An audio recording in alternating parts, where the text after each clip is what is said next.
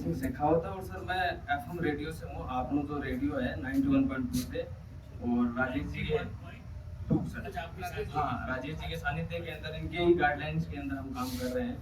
और सर जो आज आपका ये प्रोग्राम रखा गया, मैंने सभी को सुना, मेरे सभी पत्रकार साथियों को, मेरे सबसे बुजुर्ग है सब, और मैं तो भी इस फील्ड में नया ही हूँ। तो मेरे को लगा कि बहुत सी चीजें हैं जो अपने को परिवर्तित करनी चाहिए। और अपन झुंझुनू की बात करें सर, उससे पहले मैं जब आपका यहाँ बैठा तो ये शेखावटी संदेश पढ़ रहा था। इसके अंदर कुछ लाइनें मेरे को ज्यादा अट्रैक्ट की। इसके अंदर लिखा हुआ था, संबंध वो नहीं है जो रिक्तता को भरता है, संबंध वो है जो आपकी शून्यता को भरता है। मतलब संबंध का मतलब किसी खाली स्थान को भरना नहीं है सर। संबंध का मतलब है अपना जो अपनाइत है उसको बना के लेके चलना। और अपनी जो अपनाइत है, अपनी अपनाइत के साथ अपन अगर आगे बढ़ते हैं तो अपन अपने क्षेत्र के साथ साथ अपने पूरे कस्बे को, अपने पूरे समाज को अलग शिक्षित भी कर सकते हैं और उसको एक अलग प्रोग्रेस, अलग लेवल तक भी लेके जा सकते हैं। तो सर मैं बात करूं अपने झुंझुनू की, अपने इस शहर की, जो शहर मोस्टली सर अपने सोल्जर्स, अपने फौजी भाइयों या फिर मेरे जो बुजुर्ग रहे हैं, जो फौजी रहे, उनके लिए सबसे ज्यादा माना जाता है। उनको जब झुंझुनू की बात आती है तो अपन सम्मानता से देखते हैं कि वो वीरों की भूमि, जहाँ की जो धरती है वो रक्त रंजित है, जहाँ जैसे नाम आते हैं ऐसे रोंगटे खड़े हो जाते हैं कि यार। तो मेरे को लगता है सर जिस भूमि ने इतने शहीद दिए हैं, और मैं अभी सर एक छोटा सा मेरा शो चलता है शेखावटी के लाल करके, शहीदों पे जो अब तक अपने शेखावटी के अंदर शहीद हुए, उन पे मैं अभी काम कर रहा हूँ। जब मैं उनको पढ़ता हूँ तो मेरे रोंगटे खड़े, तो लोग जानते ही नहीं है सर उनको अभी तक।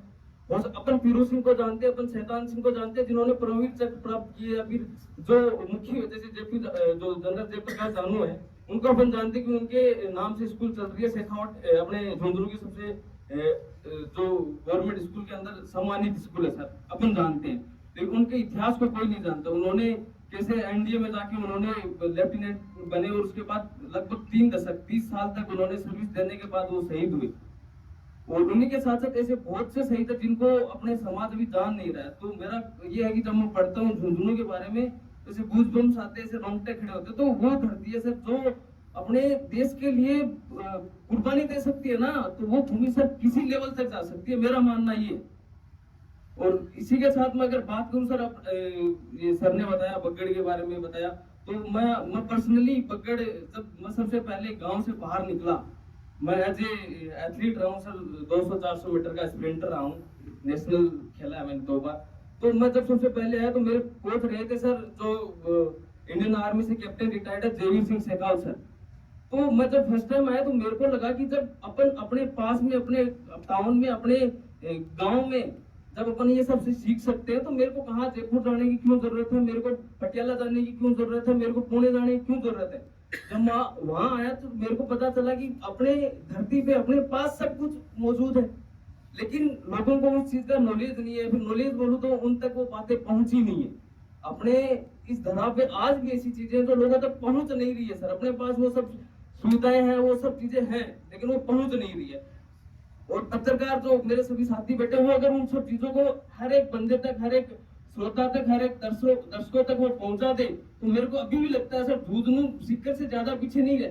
लास्ट अगर 5 साल हटा दो, 5 साल भी ज्यादा मैं बोलूंगा सर, तो उससे वहां तक जब बात आती थी एजुकेशन की, या फिर कहीं भी अपन बैठते थे तो जब बात करते थे कहाँ पढ़ने जाना है, झुंझुनू के अंदर जाएंगे यार, वहाँ एजुकेशन अलग लेवल पे, क्योंकि स्कूली लेवल के ऊपर जो एजुकेशन है और थी झुंझुनू की सर, मैं उसकी सराहनीय करता हूँ। उनमें से झुंझुनू एकेडमी का मैं पर्सनली तौर पे आभारी रहूंगा, क्योंकि मेरे भामोसा का लड़का बीकानेर से भानु प्रताप सिंह भाटी यहाँ पढ़ के गए। तो जब मैं भाई साहब से बात करता हूँ, वो यही बोलते हैं कि वहाँ का जो इन्वायरमेंट रहा और जो झुंझुनू का जो कल्चर है वास्तव में काबिले तारीफ है, अपनायत वाला कल्चर है।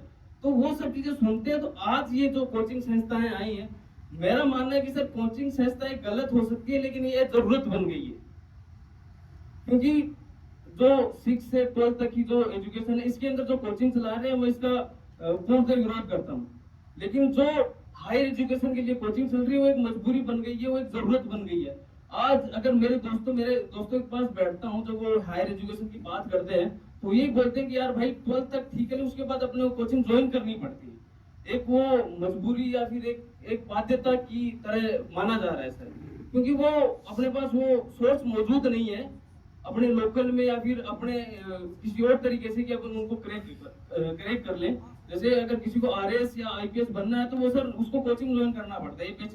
किसी को आईआईटी नेट वगैरह निकालना आया तो वो उनको ज्वाइन करना पड़ता है सर, ये कंपलसरी है। तो मैं लेकिन वो जो फीस वसूल कर रहे हैं या फिर उस धंधे को अपन उसको एक शिक्षा के रूप में परिवर्तित कर सकते हैं। उसका सबसे बड़ा एग्जाम्पल अगर मैं मानूं तो एक अपने स्टेट से नहीं है लेकिन जो पटना से है, खान सर, उनका बहुत समर्थन करता हूँ। उनके मैंने पढ़े हैं, उनको उनसे पढ़ा है, मैंने सीखा है कि सर वो जिस वे में पढ़ाते हैं, जिस वे में सिखाते हैं, उनकी अगर सर फीस बोलो तो वो 100 रुपए भी फीस नहीं लेते हैं अपने बच्चों से। उनकी फीस ना, उनका मानना है कि मेरे को फीस नहीं चाहिए। अगर मेरे से कोई भी एक लड़का भी अगर जिंदगी में सफल हो जाता है तो मेरा जीवन सफल है।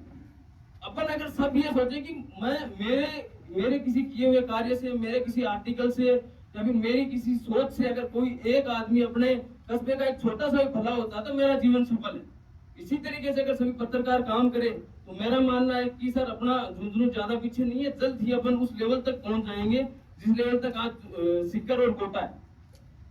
और कोटा तो धीरे धीरे सर डाउन आता जा रहा है क्योंकि जो प्रेशर और जो दबाव स्टूडेंट्स पे आ रहा है, जो सुसाइड वहां हो रहे हैं उनकी वजह से अब वहां सुसाइड ज्यादा होने लिए तो इसलिए जो अट्रैक्ट बन गया, जो पॉइंट ऑफ अट्रैक्शन बन गया वो सिक्कर बन गया।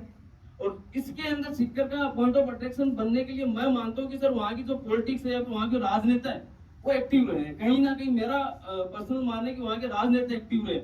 यही राजनेता अगर आज झुंझुनू के एक्टिव होते तो मेरे को लगता है कि सर बहुत सी ऐसी चीजें जो यहाँ बहुत पहले डेवलप हो जानी चाहिए थी। जैसे अगर सिंथेटिक स्टेडियम की बात करूं तो अभी बना है सर, लास्ट ईयर शायद इसका उद्घाटन हुआ था। और मेरे को ये जब मैं नेशनल्स के लिए क्वालिफाई किया तो मेरे को तैयारी करने के लिए या तो सबसे पहले चूरू जाना पड़ा क्योंकि सिंथेटिक स्टेडियम वहां बना था, यहाँ वो सोर्स नहीं थे। तो मेरा मानना है कि स्पोर्ट्स क्षेत्र के अंदर भी यहाँ और भी सोर्स अपन डेवलप कर सकते हैं, उसमें विचार कर सकते हैं। और जो नहीं हो रहे, जो अभी तक बंद पड़े हैं, जिन पे कार्रवाई नहीं की, जो अप्रूव हो गए, उन पे अपन थोड़ा कदम उठा सकते हैं। तो वो एक सर एक मुद्दा मेरा रहेगा। और बाकी सर जो पगड़ी की बात की, अपने जो चित्रकला की बात की, अपने हवेलियों की बात की, उनका अपन अगर थोड़ा उनको और डेकोरेट, उनको और डेवलप करें तो टूरिज्म अपना और बढ़ेगा और अपना जो झुंझुनू है पॉइंट ऑफ अट्रैक्शन बन सकता है और उसमें भी अपन काम कर सकते हैं। बाकी सर मेरे को यहाँ मौका देने के लिए, यहाँ इनवाइट करने के लिए आप सभी का बहुत बहुत धन्यवाद। और सुनकर मेरे को बहुत अच्छा लगा और उम्मीद करता हूँ ये जो मंच है, ये जो आज सभी मेरे बड़े जो यहाँ पधारे हैं उन्होंने अपना अपना संवाद रखा है तो वो इस चीज पे अमल भी करेंगे और आगे बढ़ेंगे। तो जब शर्मा सर ये आपका स्कूल विजिट करवा रहे तो वहां एक कोट लिखा था सर कि people may doubt if you say but they will believe when you do. तो ये एक है कि अगर आप करते हो तो लोग आप पे भरोसा कर सकते हैं, लेकिन आप कहते हो तो वो डाउट में रहते हैं।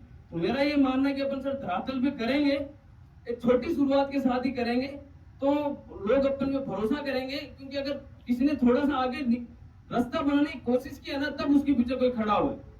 अपन ने अगर ऐसा बोला कि मैं बना दूंगा तो फिर वो बनना थोड़ा टाइम लग सकता है, मुश्किल हो सकता है। तो अपन को शुरुआत करनी जरूरी है।